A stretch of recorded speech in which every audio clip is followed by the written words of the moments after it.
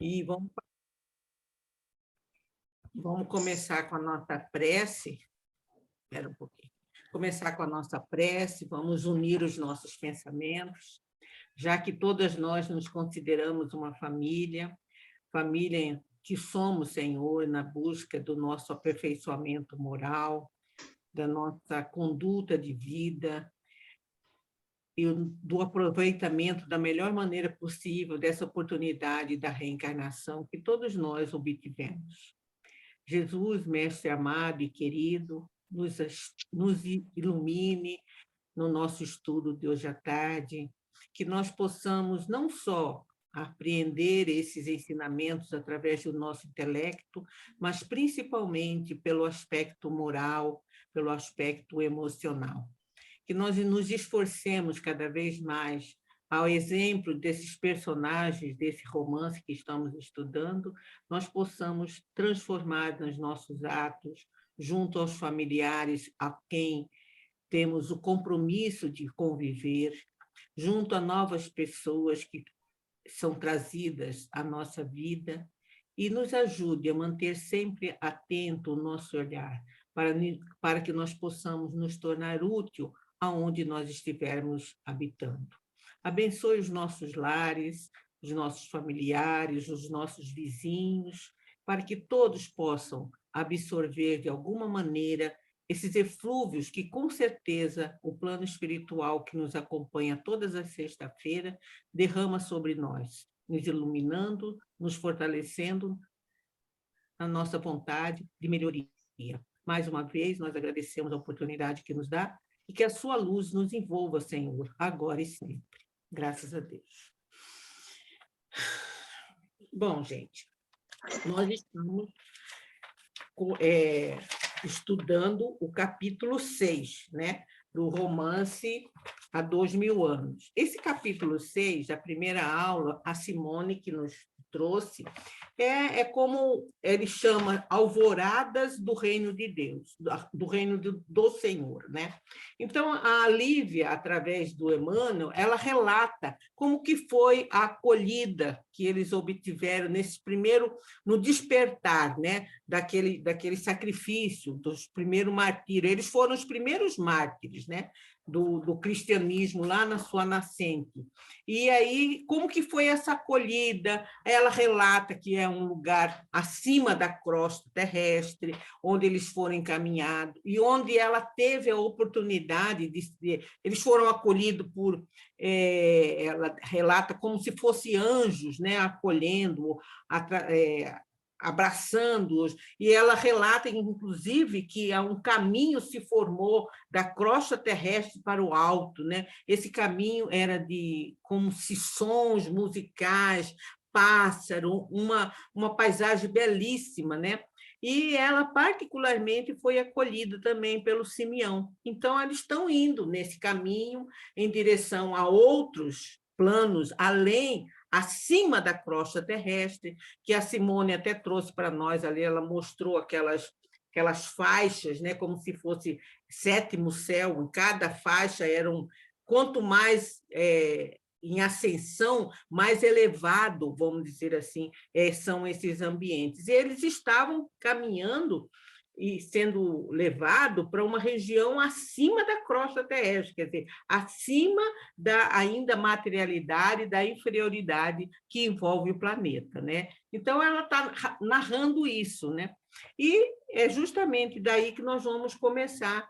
E é interessante que, bem no finalzinho da parte onde a Simone parou, eu achei muito interessante e queria lembrar que mesmo eles estavam se afastando da crosta terrestre, indo para uma outra região mais iluminada, mais prazerosa, mais evoluída, mas mesmo assim, e eles estavam envoltos numa vibração, numa atmosfera muito boa. Mas é interessante lembrar que mesmo os seres mais inferiores, que estavam mais próximos ainda à crosta terrestre, se beneficiavam por essa vibração amorosa que eles todos estavam recebendo, estavam sendo acolhidos, né, naquele momento. Você vê que, então, a vibração, eu achei interessante isso aí, para a gente ver assim, que quando há uma vibração positiva, todos se beneficiam.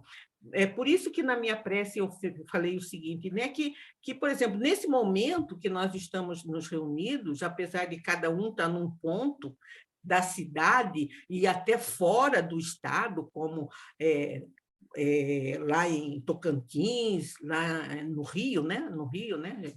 Me corrija se eu estiver falando errado. Então, todos estão sendo beneficiados, né? Nós estamos sendo beneficiados com essas vibrações carinhosas, com esse esforço, né?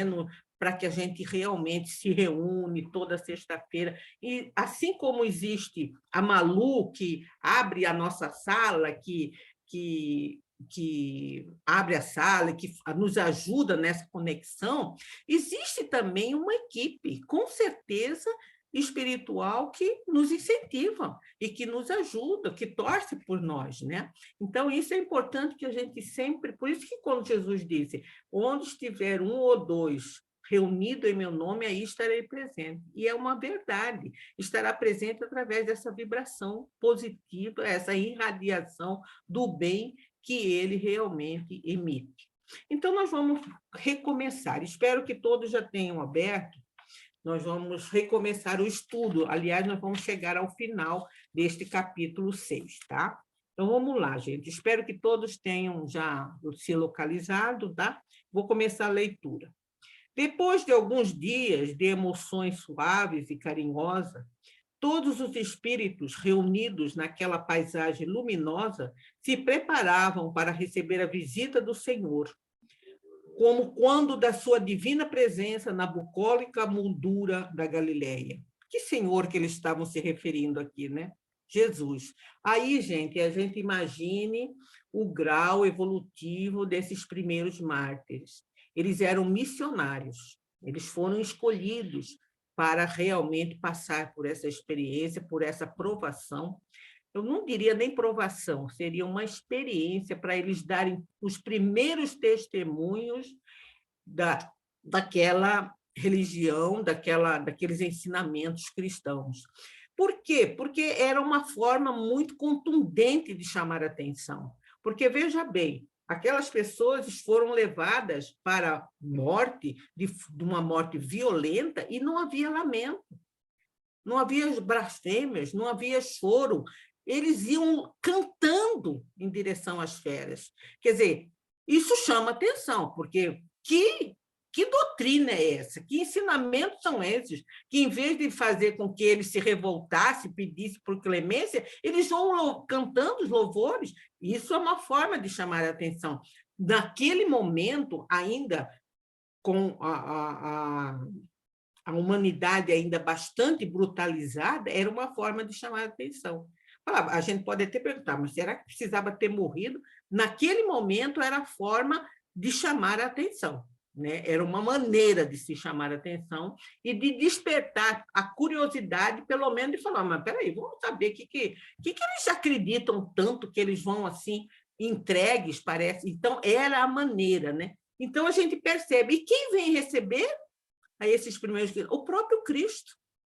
Né? Então, vamos ver aqui. É muito bonita essa parte aqui que Jesus vai conversar com eles. Né?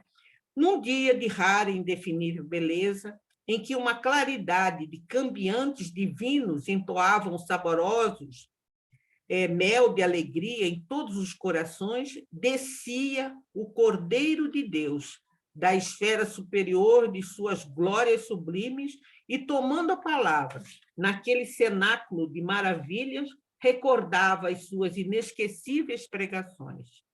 Junto às águas tranquilas do pequeno mar da Galileia, de modo algum se poderia traduzir fielmente na terra a beleza nova da sua palavra eterna, substância de todo o amor, de toda a verdade e de toda a vida, mas constitui para nós um dever neste esforço, nessa síntese, né? lembrar a sua ilimitada sabedoria, ousando reproduzir imperfeitamente e de leve a essência de sua lição divina naquele momento inesquecível. Então, 2 pontos eu queria ressaltar aqui. Primeiro, que Jesus vem, como ele mesmo vai dizer, recordar as suas inesquecíveis pregações. Então, nós vamos ver em vários momentos do texto, das palavras do Cristo, como se ele estivesse rememorando, reafirmando aquilo que ele disse aos seus apóstolos ou aquelas multidões que o acompanhavam na Galileia. E também, uma coisa aqui que a gente pode ressaltar é assim, a gente vê assim, a dificuldade ainda da pobreza das nossas palavras, de traduzir com palavras a emoção daquele momento. O próprio humano está dizendo, ele vai tentar, mas ele sabe que ele não conseguirá traduzir de forma plena a maravilha, o encantamento daquele momento, mas mesmo assim ele se vê na obrigação de tentar reproduzir, mesmo que imperfeitamente, aquelas palavras, aquela vibração que a presença do Cristo estava proporcionando a todos, né? Continuando.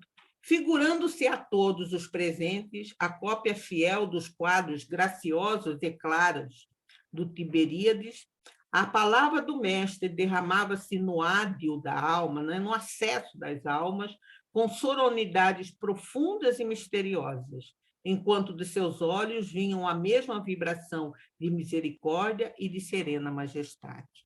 Então, ele vai começar aqui as suas palavras, né? Aí ele diz aqui, vinde a mim, vós todos que semeaste com lágrima e sangue na vinha celeste do meu reino de amor e de verdade. Então, primeiro, vamos dizer, a gente vê assim, Jesus, ele tinha toda uma didática, né?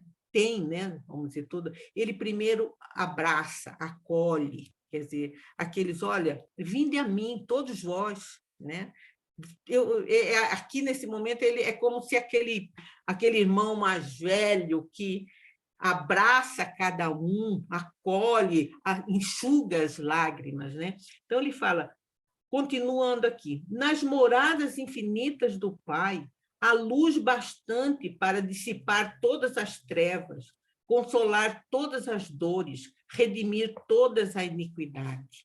Aí, mais uma vez, aqui Jesus ressalta a figura de Deus, né? Coloca Deus acima. É interessante a gente observar isso, porque também Emmanuel, Allan Kardec, né, inicia toda a formulação da doutrina espírita com a imagem de Deus, né? A primeira questão do Livro dos Espíritos é: que é Deus? Então, ele segue aqui o mesmo exemplo de Jesus. Jesus coloca Deus acima, o Pai.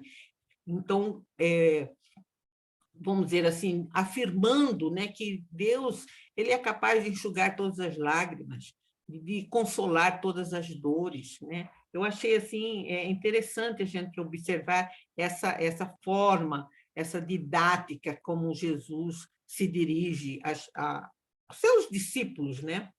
A todos nós, vamos dizer assim. Glorificai-vos, pois, na sabedoria, no amor de Deus Todo-Poderoso, vós que já sacudiste o pó das sandálias miseráveis da carne, nos sacrifícios purificadores da terra, uma paz soberana vos aguarda para sempre, no reino dilatado e sem fim, prometido pelas divinas aleluias da Boa Nova, porque não alimentaste outra aspiração no mundo, senão a de procurar o reino de Deus e da sua justiça.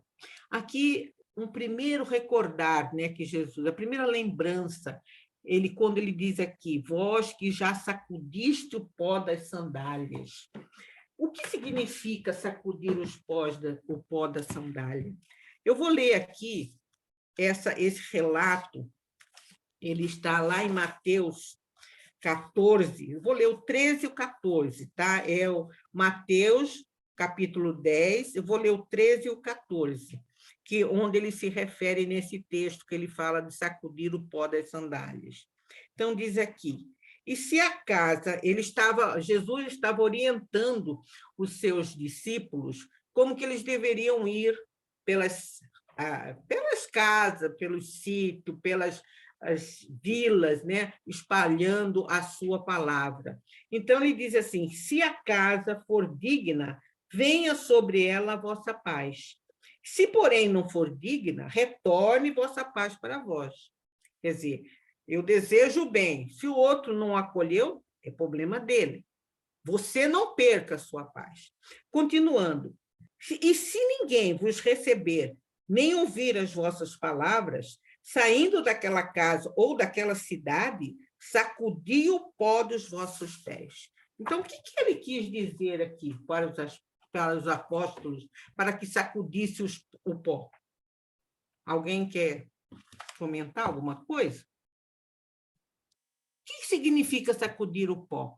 É a gente por exemplo, se a gente vive num ambiente, ou se a gente deseja o bem e a pessoa não retribui, não vamos entrar naquela faixa vibratória da pessoa, né? Se nós não podemos conservar mágoa, se nós não formos bem entendidos, se nós não formos compreendidos, às vezes, nas nossas colocações.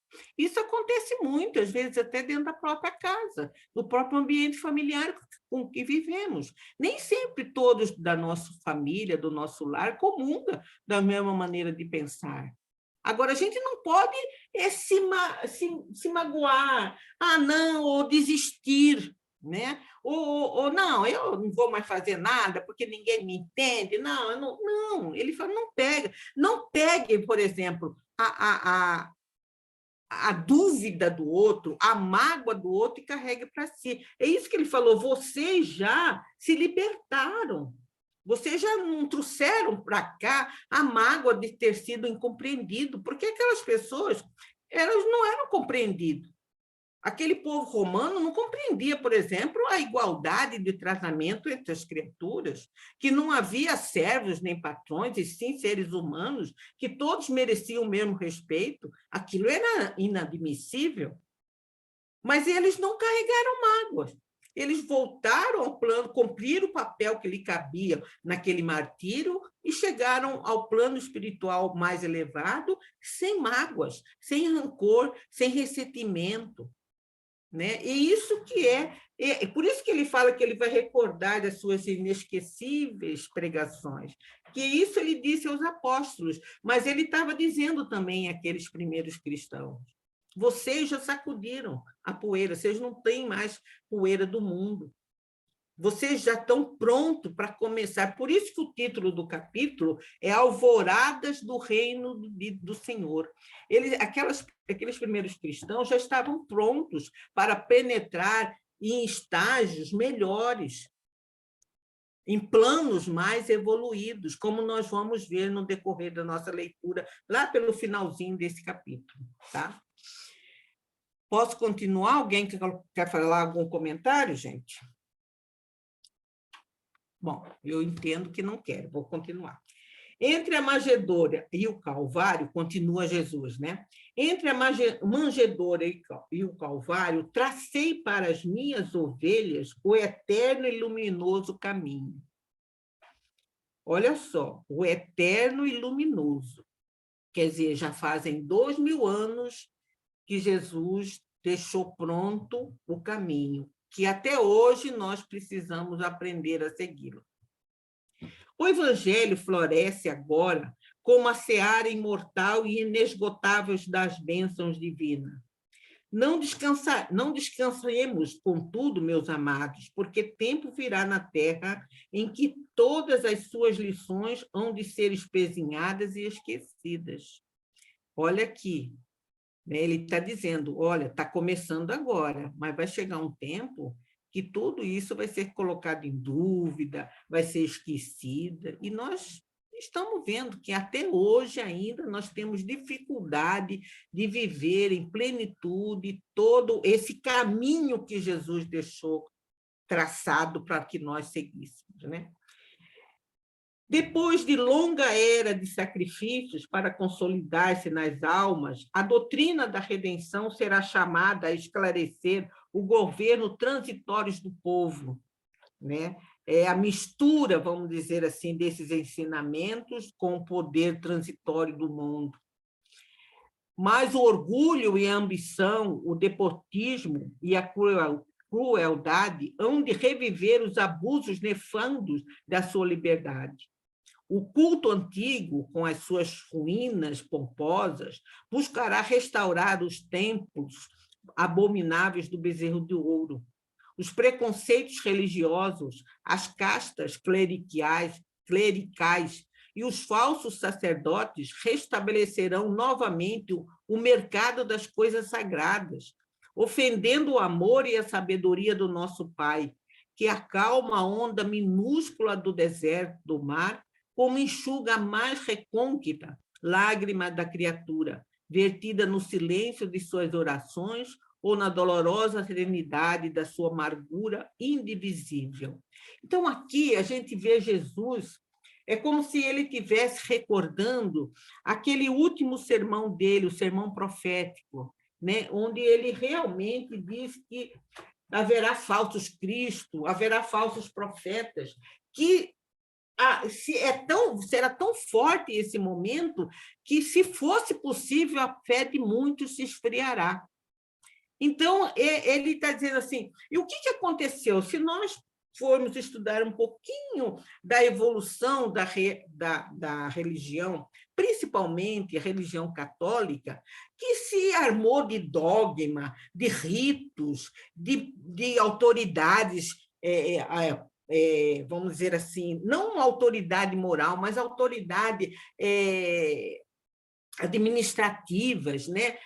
Não permitindo nada, tudo que for diferente de nós. Aí nós vimos as cruzadas, num tempo mais moderno nós vimos a Inquisição, enfim, nós vimos assim que essa palavra do Cristo foi utilizada não para, vamos dizer, consolar, não como foi utilizado não como consolo, não como esclarecimento, não como a melhoria íntima da pessoa, mas sim como um poder absoluto de mando, né? E a história é riquíssima, né? Nós não temos tempo aqui para relatar grandes atrocidades que foram ditas e feitas em nome de Jesus, em nome de Deus.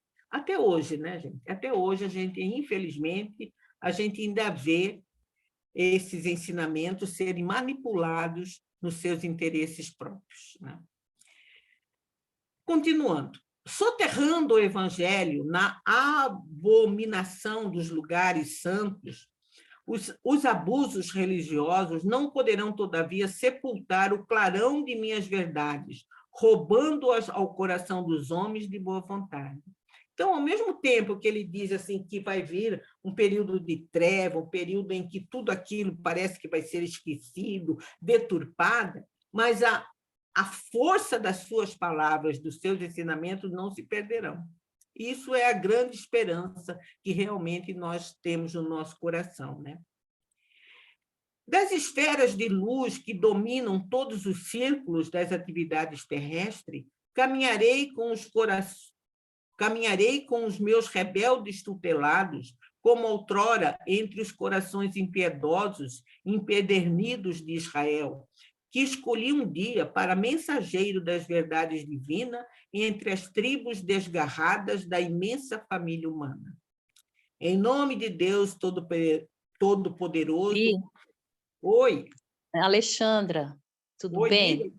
Tudo. Você pulou um parágrafo. Qual, minha querida? Diz para mim. Onde que eu falei? Quando se verificar o eclipse dos meus ensinamentos. Está certo, está certo. Realmente eu pulei. Está vendo como que é? Obrigada, Alexandre. Então, vamos lá. Deixa eu ler, então, desde lá. Soterrando o evangelho na abominação dos lugares santos, os abusos religiosos não poderão, todavia, sepultar o clarão de minhas verdades, roubando-as ao coração dos homens de boa vontade. Então, mesmo com toda a iniquidade, com toda a deturpação dos ensinamentos do Cristo, elas não vão perder a sua força, né? Quando se verificar esse eclipse da evolução de meus ensinamentos, nem por isso deixarei de amar intensamente o rebanho das minhas ovelhas transmalhadas do aprisco. Aqui é interessante, eu pulei esse pedaço, mas é muito interessante, né?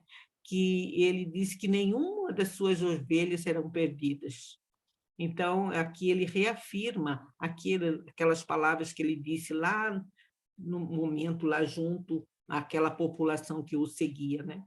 Das esferas de luz que dominam todos os círculos das atividades terrestres, caminharei com os meus rebeldes tutelados, como outrora, entre os corações impiedosos e empedernidos de Israel, que escolhi um dia para mensageiro das verdades divinas entre as tribos desgarradas da imensa família humana. Em nome de Deus Todo-Poderoso, meu Pai e vosso Pai, olha, eu acho isso assim, essa forma que o Cristo, quer dizer, é meu pai, mas ele nunca esquece de dizer, olha, é o pai de vocês também, viu? Então, eu sempre me pego muito, que às vezes a gente vê jornal, notícia, é crime, é pai, é filho que mata pai, e pai que estupra filho. Aí a gente fica pensando, meu Deus, mas esses também são filhos de Deus, e esses também terão todas as oportunidades necessárias para o seu recuperação, assim como nós já estamos tendo. Então, a gente nunca pode, a exemplo do Cristo, a gente nunca pode esquecer disso. Ele fala, meu Pai é vosso, quer dizer, é o nosso Pai. Regozijo-me, assim convosco, pelos galardões espirituais que conquistaste no meu reino de paz, com os vossos sacrifícios abençoados e com as vossas renúncias purificadoras. Numerosos missionários da minha doutrina ainda tombarão. Examine na arena da impiedade, mas hão de constituir convosco a caravana apostólica, que nunca mais se dissolverá, amparando todos os trabalhadores que perseverarem até o fim no longo caminho da salvação das almas. Quer dizer, é um longo, olha, é longo, mas é objetivo, vai chegar ao final, né? E muitos outros ainda, né? E a história, depois desse período, a história é rica aí de tantos mártires que teve, Joana d'Arc e outros também, né? Que se sacrificaram ainda, né? E a gente vê aqui o caráter missionário desses primeiros mártires, que ele fala, né? Numerosos missionários, quer dizer, incluindo aquele grupo a quem ele estava dirigindo naquele momento. Quando a escuridão se fizer mais profunda nos corações da Terra, determinando a utilização de todos os progressos humanos para o extermínio, para a miséria e para a morte, derramarei minha luz sobre toda a carne, e todos os que vibrarem com o meu reino e confiarem nas minhas promessas ouvirão as nossas vozes e apelos santificadores. De que maneira que ouvirão? Através da mediunidade, né, gente? Que tinha sido abolida pela religião, como coisa de Satanás, como coisa, né? A Inquisição queimou, chamando de bruxas. Ele vai confiar, ouvirão as nossas vozes e apelo com santificadores. Pela sabedoria e pela verdade, dentro das suaves revelações do Consolador, olha só o Consolador aqui em letra maiúscula, meu verbo se manifestará novamente no mundo, para as criaturas desnorteadas no caminho escabroso, através de vossas lições, que se perpetuarão nas páginas imensas dos séculos do porvir. Olha que coisa maravilhosa, gente, que coisa consoladora. Quer dizer, quando tudo vai parecer estar perdido, mesmo assim eu não esqueci de vocês, eu enviarei o Consolador, que novamente ouvirá tudo aquilo de forma clara, de forma simples, tudo aquilo que eu preguei e que foi deturpado, que foi engessado através do tempo, né?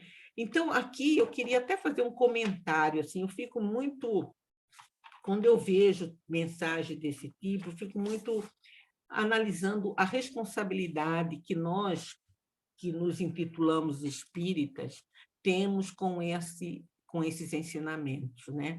Em procurar de forma simples, lógico, usando toda a tecnologia que nós temos à nossa disposição, mas nunca perder o caráter simples, vamos dizer, singelo, esse caráter consolador, de lhe trazer a cada um, vamos dizer assim, dentro de si próprio, para o caminho novamente do bem, sem dogmas, sem rituais, sabe? Nós temos que estar sempre atento muito a isso, principalmente quem atua em casas espíritas, para não criar não, só isso, não, sempre ter esse caráter simples, esse caráter do estudo, da introspecção desses ensinamentos, da prática da caridade, da prática do bem, né? Sempre não perder isso. É a grande responsabilidade que nós que nos intitulamos espíritas temos, de não perder, de restabelecer esse contato com as coisas do Cristo, né? De forma natural, sem muito, vamos dizer, paramentália, sabe? Isso que nós não podemos esquecer, né? Eu acho que é a grande responsabilidade que todos nós temos, independente se atuamos ou não atuamos dentro de uma casa espírita ou não. Continuando. Gente, alguém quer comentar alguma coisa? Eu não estou vendo. Cadê o povo falante? A Simone já está aqui, ela está quietinha aí, ó. Sim, amados meus, porque o dia chegará no qual todas as mentiras humanas hão de ser confundidas pela claridade das revelações do céu. Um sopro poderoso de verdade e vida varrerá toda a terra, que pagará, então, à evolução dos seus institutos os mais pesados tributos de sofrimento e de sangue. Exausto de receber os fluidos venenosos da ignomia e da iniquidade de seus habitantes, o próprio planeta protestará contra a impenitência dos homens, rasgando-os as entranhas em dolorosos cataclismas. Olha, por quê? Porque o que nós pensamos, o que nós vibramos, interfere realmente no ambiente. Isso é natural, né? Nós vamos ver assim, o que eu penso, o que cada um dentro da sua casa, dentro do seu lar, se você só destila reclamação, lamentação e briga, o ambiente vai ser ruim.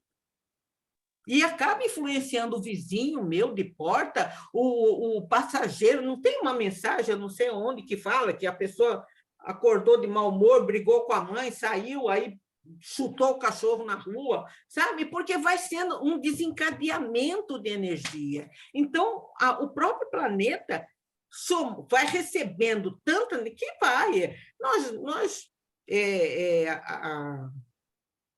desrespeitamos a natureza, desrespeitamos os animais, né? Não cuidamos das coisas, o planeta responde realmente de acordo com aquilo que nós damos a ele.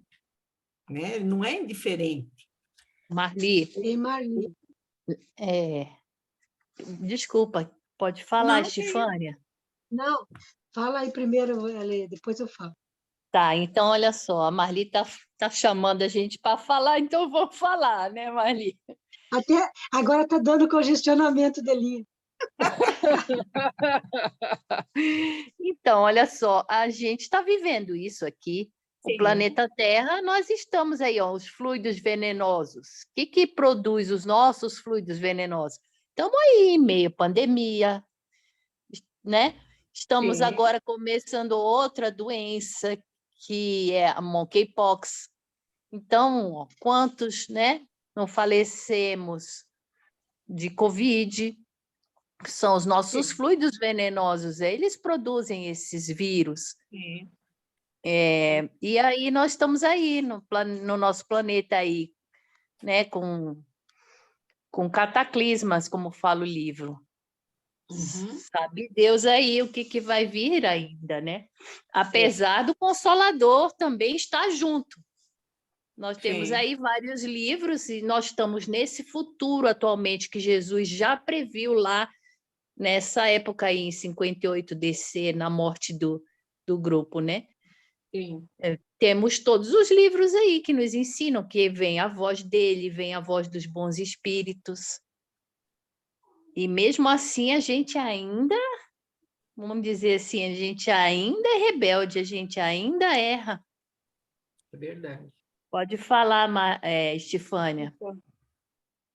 É assim, eu assim a palavra que nem o que a gente estuda nos ajuda a trazer a reforma íntima. E às vezes eu tenho percebido agora no meu dia a dia, né, que às vezes a palavra, o silêncio vale mais que 1000 palavras, né? Porque para mim hoje a minha experiência pessoal na minha residência, o exemplo tá modificando as pessoas, porque a palavra eu já vi que eu não consegui muita coisa. Não que eu queira mudar, mas eu senti que não foi tão aceita quanto o exemplo. Então, de qualquer maneira, a gente transforma o ambiente da gente através do... Se não consegue pela palavra, pela própria codificação, a gente consegue através do exemplo, né? Você praticar o exemplo com amor, com fraternidade, com respeito, com dedicação, atinge o outro, porque eu já vi transformação de pessoas próximas através do exemplo. E isso é muito gratificante eu poder perceber, mesmo em silêncio, eu estou observando tudo isso, porque o exemplo arrasta mesmo, modifica. Também é uma das coisas gratificantes no dia de hoje para nós melhorar nossa energia, do ambiente, do lar, de tudo, é o exemplo. Não adianta eu falar e ler, explicar, não entra. A princípio não aceita. Finge que aceita e vai saindo de mansinho. Mas aí eu noto que o exemplo já modificou, em parte, algumas coisas no comportamento. É porque o exemplo, né, Estefânia, é a ação, né? A palavra, ela se perde. Nós vimos também, né? Por que muita gente... Por que chegou nesse ponto de... Como Jesus narra aqui, vai chegar um ponto que... Por quê? Porque a palavra dele era falada, bonita, mas não era vivida. A igreja vendia seus dogmas, vendia quem dava mais, quer dizer, falava de caridade, do amor, mas quem pagasse mais, não importa se era bandido, se era criminoso, se era malfeitor, pagou com dinheiro, tinha a promessa de que viveria no reino de Deus. Então, esse desmando, essa manipulação nefasta que fizeram com o ensinamento do Cristo, por isso que ele fala, se fosse possível, a fé de muitos esfriaria. Muita gente... Por que Deus chegou a um determinado ponto, a ideia de Deus... houve a morte de Deus, né? Os filósofos, Deus não existe. Por quê? Porque esse Deus que era pregoado pelas igrejas, tão depósito, tão autoritário, esse Deus não existe realmente. Então, foi preciso chegar uma nova, não novo, mas reviver todos aqueles ensinamentos para novamente muitas pessoas voltar a acreditar. Né? Eu costumo sempre dizer o seguinte, às vezes a gente tem filhos, né? Assim, dando um exemplo, não acredito nesse negócio que você fala aí, não, sabe? Mas, às vezes, é aquilo que você falou, ele está cansado de escutar uma coisa e fazer outra. Às vezes o pai fala de honestidade, mas ele vê o pai mentindo, vê o pai sonegando, vê o pai... então, que religião que é essa aqui? Que não promove nenhum tipo de melhora na conduta da pessoa. Você acha que a pessoa, às vezes, não observa? A pessoa observa. Filho, principalmente, cobra muito da gente. Estão lá, são nossos fiscais. Então, nós estamos achando que nós estamos fiscalizando ele, e, às vezes, eles que estão nos fiscalizando o nosso comportamento. Fala uma coisa, né? Não é assim, fala, não grita! Você fala para não gritar e está gritando? Quer dizer, sabe? É uma coisa que a gente tem que estar atento. Mas vamos lá, gente, vou voltar aqui. As impiedades terrestres formarão pesadas nuvens de dor que rebentarão no instante oportuno em tempestades de lágrimas na face escura da terra. Então, das claridades da minha misericórdia, contemplarei meu rebanho desditoso e direi como os meus emissários, ó Jerusalém, ó Jerusalém. Mas nosso Pai, que é a sagrada expressão de todo amor e sabedoria, não quer que se perca uma só das suas criaturas, transviadas nas tenebrosas sendas da impiedade. Trabalharemos com amor na oficina dos séculos por vindouros, reorganizaremos todos os elementos destruídos, examinaremos detidamente todas as ruínas, buscando o material passível de novo aproveitamento. E quando as instituições terrestres reajustarem a sua vida na fraternidade, no bem, na paz e na justiça, depois da seleção natural dos espíritos e dentro das convulsões renovadoras da vida planetária, organizaremos para o mundo um novo ciclo evolutivo, consolidando com as divinas verdades do Consolador os progressos definitivos do homem espiritual. Veja bem, não é o momento que nós estamos vivendo, nós não estamos passando justamente onde vai haver uma seleção. Lógico, nem todos aqui ficarão, mas eles terão outras oportunidades em outro ambiente, mas nós passaremos onde haverá ainda dores, haverá ainda problemas, mas de uma forma mais leve, porque a visão nós teremos, como ele diz aqui, quando todas as instituições terrestres reajustarem a sua vida na fraternidade, no bem, na paz e na justiça. E como a gente às vezes ouve dizer, daqui todos serão espíritas. Não é todo mundo que será espírita, mas os princípios básicos da doutrina espírita serão aceitos de forma natural. A existência de Deus, a comunicabilidade com o mundo espiritual, a existência de planetas evoluídos, de outros planetas, assim, a pluralidade dos mundos existente. Então, isso será aceito naturalmente. Hoje, a gente, como a Stefânia falou, às vezes dentro da casa da gente, a gente fala alguma coisa assim, às vezes não querendo doutrinar ninguém, mas às vezes numa conversa, né? Eu falo assim, na doutrina espírita fala que é assim, assim. Às vezes eu tenho um parente que olha para a minha cara e fala, mas você acredita mesmo nisso?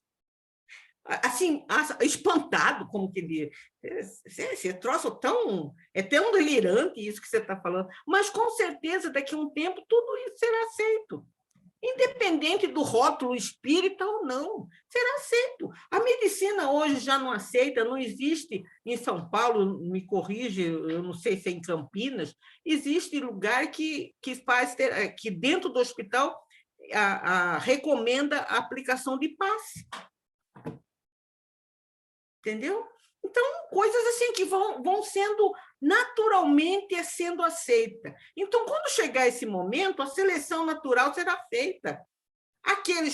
Porque o mundo vai passar, e nós estamos vivendo, estamos passando por esse momento. Pode ainda demorar um tempo, mas nós já estamos vivendo essa transformação. E o mais interessante é que nós estamos observando, né? Vamos lá. Gente do céu, falta um pedação aqui. Vamos lá. A voz do mestre parecia encher os âmbitos do próprio infinito, como se ele a lançasse qual baliza divina do seu amor no ilimitado do espaço e do tempo no seio radioso da eternidade. Terminando a exposição de suas profecias augustas, sua figura sublimada elevava-se às alturas, enquanto um oceano de luz azulada, de mistura aos sons de melodias divinas e incomparáveis, invadia aqueles domínios espirituais com as tonalidades cariciosas das safiras terrestres. Gente, eu vou falar uma coisa, uma gracinha, mas eu falo assim, no dia que eu fosse bem rica, eu queria contratar um DJ para me seguir, para fazer fundo musical para mim. E olha só, aqui parece que tudo é música, é som, é beleza, né? Então, você vê, olha, músicas, som azulado, músicas divinas, quer dizer, olha que coisa maravilhosa, imagine isso, né? Todos os presentes, genuflexos na sua doce emoção, choravam de reconhecimento e alegria, enchendo-se de santificada coragem para as elevadas tarefas que lhe competiam levar a efeito no curso incessante dos séculos. Flores de maravilhoso azul celeste choviam do alto sobre todas as frontes, desfazendo-se, todavia, ao tocares nas delicadas substâncias que formavam o solo daquela paisagem de soberana harmonia, como se fossem lírios fluídicos de perfumada neblina. Quem já teve oportunidade de conversar, eu nunca vi, mas e quem participou de alguma sessão de materialização, ela descreve, eu lembrei disso, que as pessoas que tiveram oportunidade, eles relatam que quando, por exemplo, materializava-se uma flor, aí quando aquela flor ia tocando, por exemplo, na mesa onde estava sendo feito o trabalho de materialização, ela ia se diluindo. Então, é mais ou menos como aqui ele está narrando, né? Quer dizer, flores caíam do alto ao chegar próximo ao solo, ao tocar as criaturas, elas iam se tornando fluídicas, né? É interessante isso aqui. Lívia chorava de comoção indefinível, enquanto Simeão, com seus generosos ensinamentos, a instruía das novas missões de trabalho santificante que lhe aguardavam a dedicação no plano espiritual. Meu amigo, disse ela entre lágrimas, as agonias terrestres são um preço misérrimo para estas recompensas radiosas e imortais. Se todos os homens tivessem conhecimento direto de semelhantes venturas, não possuiriam outra preocupação além da de buscar o glorioso reino de Deus e da sua justiça. Quer dizer, o que é algumas lágrimas que nós derramamos de forma serena, sem revolta, diante daquilo que nos espera como recompensa por aquele momento? Ela mesma é um exemplo disso, né?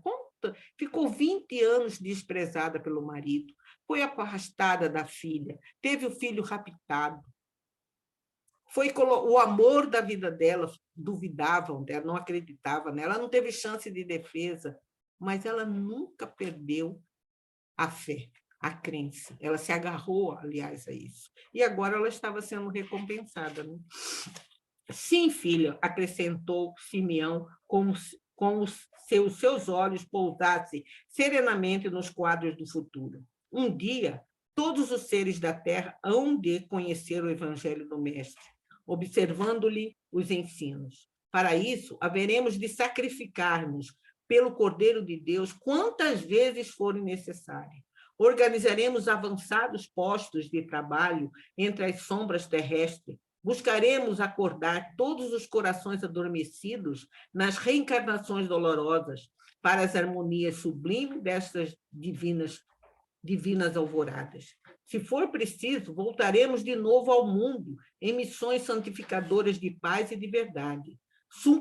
Sucumbiremos na cruz infamante ou daremos o sangue em repasto às feras, aí já são outras feras, não é as feras animais, a fera da ambição, a do orgulho, do ódio, da impiedade, que dormitam nas almas dos nossos companheiros da existência terrestre, convertendo todos os corações ao amor de Jesus Cristo. Quer dizer, hoje, o sacrifício, né, que é nos pedido por Jesus não é mais entregarmos o corpo, aliás, nós temos que preservá-lo, mas sim é sacrificarmos o orgulho, o melindre, a ambição, né, o desamor. É esse sacrifício que é nos pedido. Nesse instante, todavia, Lívia notou que um grupo gracioso de entidades angélicas distribuía as graças do Senhor naquela paisagem florida do infinito, organizada no além, como estância de repouso, recompensando os que haviam partido das angústias terrestres após o cumprimento de missão divina.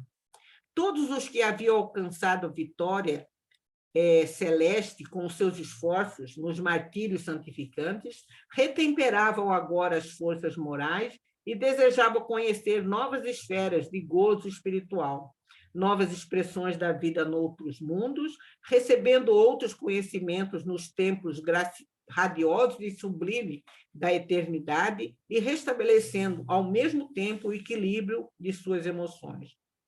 Junto à magnanimidade dos mensageiros de Jesus, sublimados planos foram arquitetados. Novos cenários, novas oficinas de estudo, novas emoções no reencontro de afetos inesquecíveis que haviam antecedido os missionários do Senhor na noite escura e fria da morte. Então, a gente vê aqui, eu queria só fazer um pequeno comentário, que afirma, a gente realmente confirma a ideia de que esse grupo era um grupo missionário e de elevação, e já de elevação espiritual acima da média dos demais habitantes lá da Terra. Por quê? Você vê que a perturbação espiritual, a volta, o retorno dele ao mundo espiritual, ocorreu de forma muito tranquila, muito serena. Né? Rapidamente eles recuperaram, eles foram acolhidos, não teve muito dores nem sofrimento. Segundo, logo em seguida, eles já estavam se fazendo planos para ir para outros planetas, para outros mundos, para participar de novos grupos de estudo, enfim, já estavam em plena atividade, não precisaram nem de ficar em repouso. Então, isso caracteriza um grau evolutivo superior desses espíritos aqui em questão. Mas, assim como... E a Lívia fazia parte desse grupo. Mas será que Lívia também queria caminhar para ir para outras regiões, participar de novos estudos, de novos grupos de trabalho fora do ambiente da Terra? Vamos ver. Mas, chegando-lhe a vez de externar seus mais recônquitos desejos, a nobre companheira do senador, depois de auscultar os seus sentimentos mais profundos, respondeu entre lágrimas ao emissário de Jesus que a interpelava. Então, ela também foi questionada, talvez proposto a ela novas missões, né? Aí, o que ela diz? Mensageiro do bem. As maravilhas do reino do Senhor teriam para mim uma nova beleza se eu pudesse penetrar-lhe a excessitude em companhia do coração que é a metade do meu, da alma gêmea da minha, que a sabedoria de Deus, em seus profundos e doces mistérios, destinou ao meu modo de ser desde a aurora dos tempos. Quer dizer, essa relação que ela tem com o senador não é de hoje. Ela já tinha, ela mesma reconhece que ela já teve outras experiências com aquele espírito que hoje habitava o senador Públio Lento. Não desejo menosprezar a glória sublime dessas regiões de felicidade e de paz indivisíveis, mas no meio de todas essas alegrias que me rodeiam, sinto saudade da alma, que é o complemento da minha própria vida. Olha que amor, né, gente? Um homem que a desprezou, que não a defendeu quando ela foi ultrajada pelo Pôncio Pilatos, né? Que afastou dela a oportunidade do convívio com a filha, tanto que a filha achava ela meio estranha, né? Mas era essa alma que ela amava. E é exemplo de que nos narra os romances, os relatos espíritas, né? Que isso também ocorreu com o Dr. Bezerra de Menezes, que teve a oportunidade de ir para outras regiões, falou, não, eu quero ficar aqui na Terra, principalmente próximo ao Brasil, né? Quer dizer, nós temos assim um protetor maravilhoso que nos acompanha diariamente, que preferiu permanecer na costa terrestre, assim como Lívia, né? Dai-me a graça de voltar às sombras da terra e erguer do lodaçal do orgulho e das vaidades impiedosas o companheiro do meu destino. Permitir que possa protegê-lo em espírito, a fim de que um dia trazê-lo aos pés de Jesus, igualmente de modo que também receba as suas divinas bênçãos. A entidade angélica sorriu com profunda compreensão e terna complacência, exclamando, sim, o amor é o laço de luz eterna que une todos os mundos e todos os seres da imensidade. Sem ele, a própria criação infinita não teria razão de ser, porque Deus é a sua expressão suprema. Deus é a suprema expressão do amor. As perspectivas deslumbrantes das esferas felizes perderiam a divina beleza se não guardássemos a esperança de participar um dia de suas ilimitadas venturas junto dos nossos bem-amados que se encontram na Terra ou noutros círculos de provação do universo. E fixando o lúcido olhar nos olhos serenos e fulgurantes de Lívia, continuou como se lhe desvendasse os pensamentos mais secretos e mais profundos. Conheço toda a tua história e sei de tuas lutas incessantes e redentoras nas encarnações do passado, justificando assim os teus propósitos de prosseguir em espírito, trabalhando na terra, pelo aperfeiçoamento daqueles a quem muito amaste. Também o Cordeiro de Deus, por muito amar a humanidade, não desdenhou a humilhação, o martírio e o sacrifício. Aqui ele se referia a Jesus, né? Vai, minha filha, poderás trabalhar livremente entre as falanges radiosas que operam na face sombria do planeta terrestre.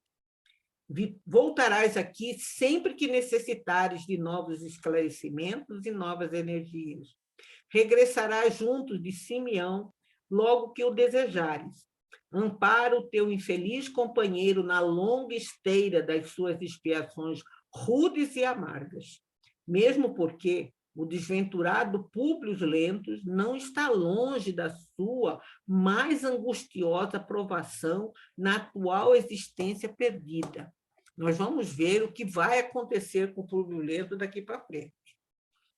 Infelizmente, pelo seu desmarcado orgulho e pela sua vaidade fria e impiedosa. Então, essas são as características muito presentes na personalidade de Públio Lentulus, orgulho e vaidade. A própria Lívia, lá no início, ela conta isso, ela fala isso para Capúrnia, né? Que o Públio era um homem bom, mas era profundamente vaidoso. Aí, continuando aqui. E é interessante assim, que o anjo, né? Anjo, modo de dizer, né? Esse trabalhador aqui do Cristo, fala para ele, ó, vocês podem ir quando vocês quiserem, mas veja bem o que vai acontecer. Lívia sentiu-se tomada de indivisível emoção em face daquela revelação dolorosa, mas, simultaneamente, externou todo o seu reconhecimento à misericórdia divina na intimidade do seu coração sensível e amoroso. Naquele mesmo dia, quer dizer, ele falou, vocês podem ir quando quiserem, voltar lá para a costa terrestre, mas ela volta no mesmo dia, olha só. Naquele mesmo dia, em companhia de Simeão, a generosa criatura voltava à terra, afastando-se provisoriamente daqueles domínios esplendorosos. Através da sua excursão espiritual sublime e vertiginosa, observou as mesmas perspectivas encantadoras e deslumbrantes do caminho, recebendo extasiada elevados ensinamentos do venerando amigo da Samaria, do Simeão, né? Simeão. Em pouco tempo, eu vou ler todo isso aqui, depois a gente faz um comentário, tá, gente? Em pouco tempo, aproximaram-se ambos de larga mancha escura, a Terra. Já na atmosfera da Terra, Lívia sentiu a singular diversidade da natureza ambiente, experimentando os mais penosos choques fluídicos. Ela saiu de uma região encantadora, vibrante, cheia de amor, de fraternidade, e ela sentiu, quando chegou na Terra, fluidicamente, sentiu o baque daqueles fluidos que estava envolta mais próximo à crosta terrestre, né? Num ápice, notou que se encontravam na mesma Roma da sua infância, da sua juventude, das suas amargas provações. Era meia-noite. Todo o hemisfério estava mergulhado nos abismos de sombra. Amparada pelos braços e pela experiência de Simeão, chegou ao seu antigo palácio do Aventino, identificando-lhe os mármores preciosos. Em lá penetrando, Lívia e Simeão se dirigiram imediatamente ao quarto do senador, onde, iluminado por frouxa claridade, Com exceção das ruas, onde se movimentavam ruidosamente os escravos, nos serviços noturnos de transporte, segundo os costumes do tempo, toda a cidade repousava na sombra. De joelhos, ante a relíquia de Simeão, como de seu recente costume. Qual que era essa relíquia? Aquela pequena cruz, né? Que ele pediu que a Ana devolvesse para ele, né? Públio Lento meditava. Seu pensamento descia aos abismos tenebrosos do passado, onde buscava rever angustiadamente as afeições inesquecíveis que o haviam precedido, nas sendas tristes da morte. Fazia mais de um mês que a esposa havia demandado igualmente os mistérios do túmulo em trágicas circunstâncias. Ele estava aqui recordando de Flamínio, de Capurna e da própria Lívia, né? Mergulhado nas trevas do seu exílio, de amargores e profundas saudades, o orgulhoso patrício serenava as inquietações dolorosas do dia, a fim de melhor consultar os mistérios do ser, do sofrimento e do destino. Em dado instante, quando mais fundas e melancólicas as penosas lembranças as penosas reminiscências, notou através do véu de suas lágrimas que a pequena cruz de madeira, como que emitia delicados fios de luz prateada, qual se fora banhada de luar misterioso e branco. Públios lentos, absortos nas vibrações pesadas e obscuras da carne, não viu a nobre silhueta da sua mulher, que ali se encontrava junto do venerável apóstolo da Samaria.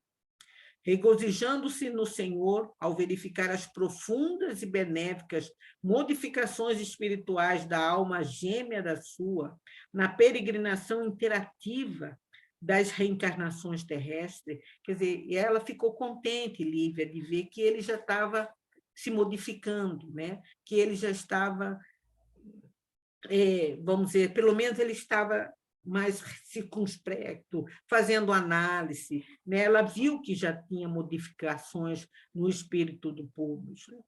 Tomada de alegria e reconhecimento para com a providência divina, Lívia beijou-lhe a fronte, num transporte de indefinível ternura, enquanto Simeão erguia aos céus uma prece de amor e agradecimento. Será que o senador sentiu esse beijo que a Lívia lhe deu? Vamos ver. O senador não lhes percebeu diretamente a presença suave e luminosa, mas no íntimo da alma sentiu-se tocada por uma força nova, ao mesmo tempo que o seu coração dilacerado se viu envolto na luz cariciosa de uma consolação inefável e até então desconhecida. Ele não viu, mas ele sentiu, né? Quer dizer, o amor que a Lívia colocou naquele gesto de lhe beijar a fronte envolveu, lhe encorajou, talvez lhe preparando para futuras e próximas provações, né? Então, aqui nós terminamos, gente. Nós passamos um pouquinho, mas nada nos impede de falar alguma coisa, se alguém quiser fazer alguma colocação. Esteja à vontade. Marli, oi. Eu lembrei também daquele livro do Chico que chama Renúncia. Sim. E a Alcione, ela vem, a Lívia pede para vir, mas ela vem desencarnada, né? Sim. Para auxiliar, ela vem desencarnada. E a outra vem encarnada para auxiliar o companheiro, né? E, inclusive, quando ela pede para encarnar, tem alguns espíritos que dizem assim, mas você vai encarnar? Olha, você pode falhar e se complicar. Ela disse, não, mas eu vou mesmo assim. E aí ela veio e já era um espírito puro, vamos dizer assim, nas escalas dos espíritos, né? E o espírito puro ainda pode errar, a gente sabe disso. O espírito crístico que não erra mais, mesmo encarnado, né? E ela, pelo tanto amor e dedicação àquela alma gêmea também, vamos colocar assim, né? Veio encarnada para ajudar o companheiro, que era até um padre católico. Lembra do livro? Sim, mais ou menos, faz muito tempo que eu li esse livro. Padre Aliás, acho Damiano. que nós vamos estudar, né? É isso mesmo. Isso.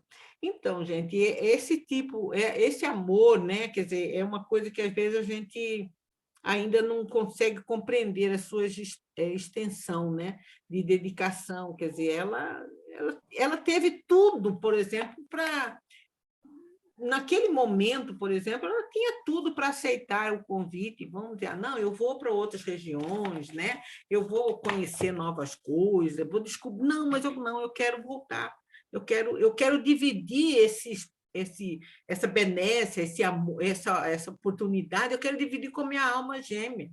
Não quer dizer que a gente só vai amar uma única pessoa, né? Mas a gente, quando nós gostamos realmente, a gente quer que aquele outro, a gente não quer deixar para trás.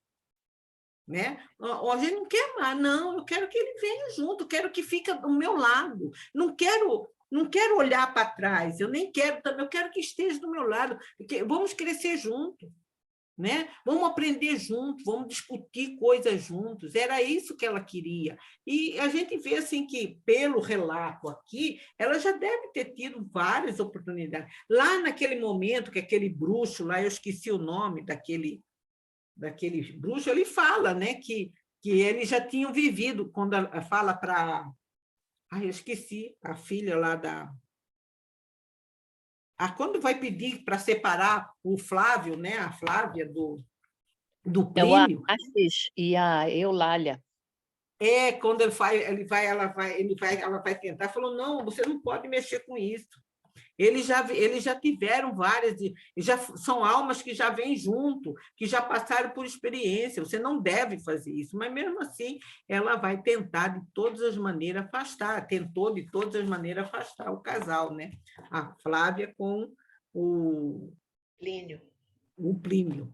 Então a gente vê assim, mas são amores que mesmo que haja interferência, eles não apaga, quer dizer, sempre vai ter aquele que mais evoluiu, ele quer trazer o outro à sua altura. Então, é o caso da Lívia, né? Ela quer que o senador irmane com ela, dê a mão a ela e caminhem junto, cresçam junto. Né? Talvez viva outras experiências de crescimento também junto. Ela não quer, esse que é o amor real, né? Quer dizer, não é aquele do ter, é aquele realmente, eu quero partilhar as coisas, né? E esse amor a gente vai construindo, né? Através da vida, através das experiências, né? Através de vivências. Graças a Deus existe a lei da reencarnação, né? Que faz com que a gente desenvolva, porque numa só seria impossível, né? A gente construir esse amor que a gente vê que a Lívia sente pelo senador, né? Mais alguma colocação, gente? Então, acho que nós podemos parar, né? Vou parar.